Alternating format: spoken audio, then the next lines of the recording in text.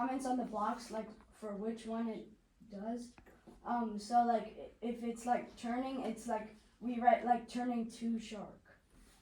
And we had another extra sheet that we kept in our bucket at all times during practices, and even now on our recent missions and runs. We had an extra sheet that listed all of the alignments, so that in case somebody forgot or there was some change or something, we could read down like what line it was on, what the alignment left flush or like right flush. Also, to make sure that even if like the computer crashed or something happened, we saved all the code. We put them in dated folders so that we knew like when each code was made, so that we knew whenever we needed to make changes, we knew where to go back to. And like let's say the program from one time wasn't working, we would go back to the program before it to see, oh, what did we change? Maybe the change is what's not working. Yeah. So we had backups for each code, and we saved it to the Google Drive so we would never lose it. So you can easily roll back, right? Yeah. In case if needed. Any last questions? No, you can go ahead. So I love the fact that you have an Excel sheet and you utilized it to make sure Replay Bar was participating, and the detail with which you organized what missions you were going to do and how to actually lay that out. I would highlight the explanation you just gave us about annotating your code with what was going on and the data organization. Highlight that more for us as judges. That's part of the engineering process, is data management and data organization. And what we care about in here is your engineering process.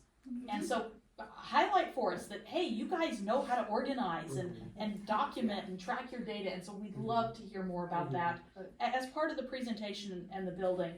I love that you worked internationally on the lionfish.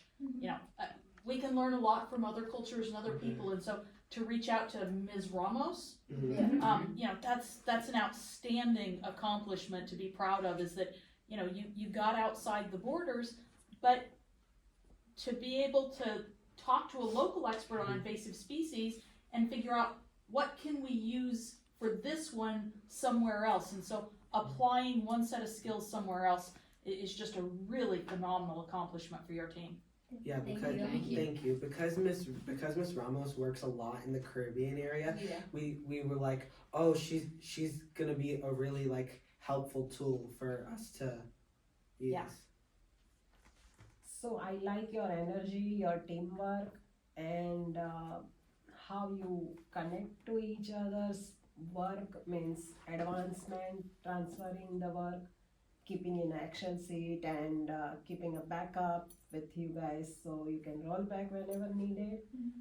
So not you are doing everyday progress, but you are saving your progress also.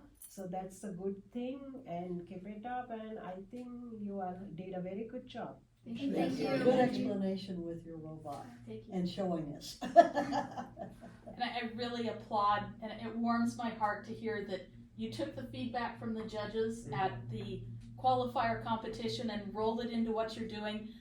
It means we were being listened to, and that's always heartwarming to know that our time wasn't wasted that day. Yeah. So outstanding job. Have you guys competed on the floor yet? We have one, and we have two more yet. Oh, okay. So how'd the robot do on the first